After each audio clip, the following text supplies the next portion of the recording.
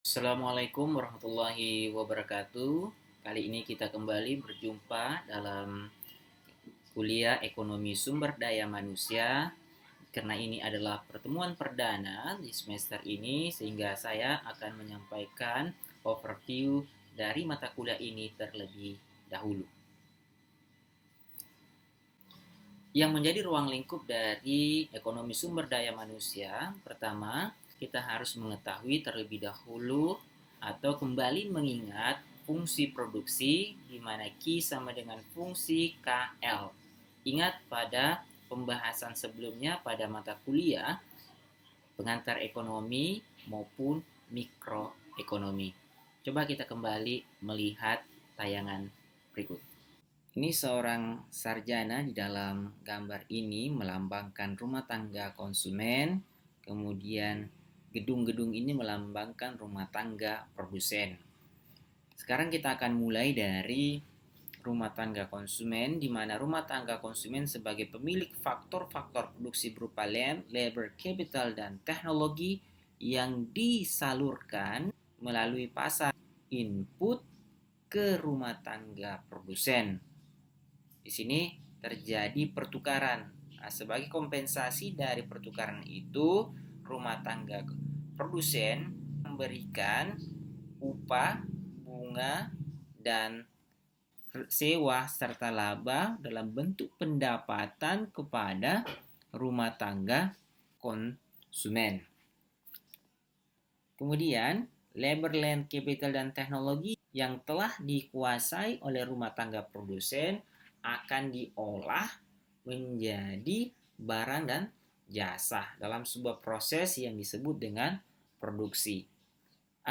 Dari situ barang dan jasa kemudian disalurkan lagi ke rumah tangga konsumen melalui pasar barang dan jasa. Sebagai imbalnya, maka rumah tangga konsumen akan menyerahkan pendapatan yang mereka miliki ke rumah tangga produsen, sehingga terlihat di dalam circular flow diagram yang arus berwarna biru ini menggambarkan arus barang maupun arus faktor produksi. Sementara yang berwarna hijau ini melambangkan arus uang.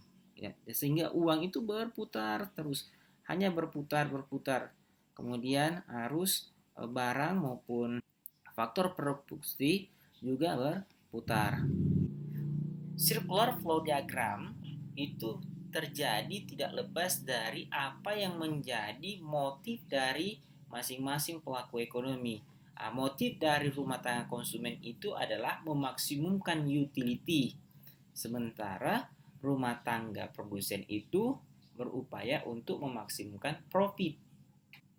Upaya yang dilakukan oleh rumah tangga konsumen untuk memaksimumkan utility itu adalah dengan mengkonsumsi barang dan jasa sebanyak mungkin. Sementara rumah tangga produsen dalam upaya untuk memaksimumkan profit, maka dilakukanlah upaya untuk memaksimumkan laba dengan cara P sama dengan TR kurang TC, di mana TR itu adalah P kali Q total fixed cost ditambah dengan total variable cost, sehingga sama dengan P. Untuk memaksimumkan P, hal yang mungkin dilakukan itu adalah sudah kita lihat di mana di situ kita lihat ada fungsi produksi dalam upaya memaksimumkan utility di sektor produksi pada rumah tangga produsen. Q sama dengan fungsi KL. Untuk meningkatkan output, variabel utama yang digunakan dalam model ini yaitu K dan L. Dalam perkuliahan kita di ekonomi sumber daya manusia, kita fokus pada variabel labor, tenaga kerja. tenaga kerja itu terkadang dipertukarkan atau saling dipertukarkan dalam penggunaannya antara angkatan kerja dan tenaga kerja, sehingga terkadang tidak ada perbedaan antara kedua istilah ini. Tapi pada artian yang sesungguhnya antara angkatan kerja dan tenaga kerja itu memiliki perbedaan di dalam penggunaannya di mata kuliah ekonomi sumber daya manusia. Seperti kita lihat pada kurva di sebelah kanan, pergeseran dalam penawaran tenaga kerja, ini menggambarkan kurva supply demand pada pasar tenaga kerja.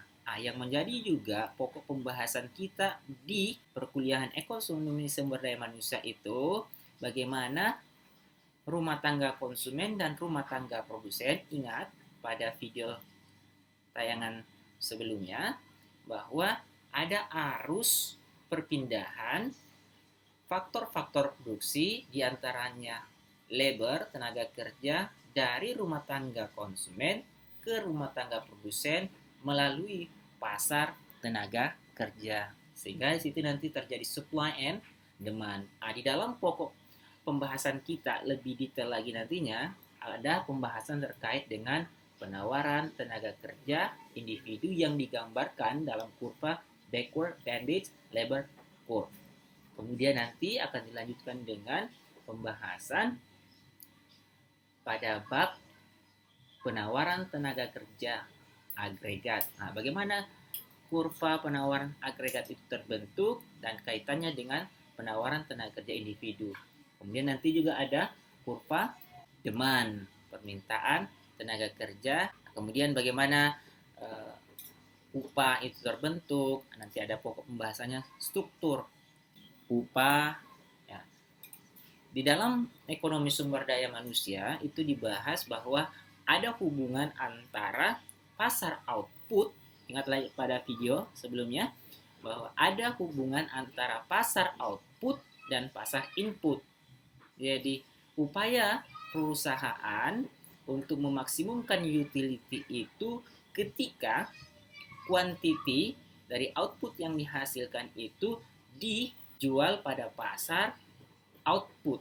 Jadi struktur pada pasar output itu, apakah itu perfect competitive market atau imperfect competitive market, itu sangat mempengaruhi terhadap struktur pasar tenaga kerja nantinya. Itu sehingga nanti kita akan lihat ada hubungan pasar tenaga kerja terhadap pasar barang dan jasa. Dan di situ juga nanti kita akan bahas terkait bagaimana peran labor union, dalam hal ini serikat kerja, terhadap pembentukan upah, kemudian bagaimana peran pemerintah dalam pembentukan upah, bagaimana hubungan antara tingkat pengangguran dan inflasi yang digambarkan dalam kurva Phillips dan seterusnya.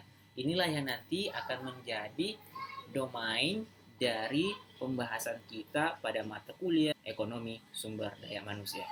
Ingin tahu lebih detail terkait bab per bab. Sebagai kesimpulan, saya bisa memberikan gambaran awal bahwa ekonomi sumber daya manusia itu terkait dengan bagaimana, ini kita lihat, bagaimana sumber daya manusia itu dialokasikan. Jadi, ekonomi sumber daya manusia itu berbicara bagaimana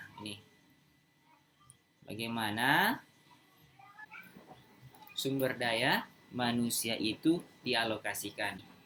Diksi dari ekonomi adalah ilmu yang mempelajari bagaimana mengalokasikan sumber daya yang terbatas untuk memenuhi keinginan atau kebutuhan yang tak terbatas. Kemudian ditambahkan lagi kata sumber daya manusia sehingga menjadi sebuah frase ekonomi sumber daya manusia. How to allocate human resource, bagaimana mengalokasikan sumber daya manusia. Itu nanti yang akan menjadi poin inti dari pembahasan kita pada mata kuliah ekonomi sumber daya manusia.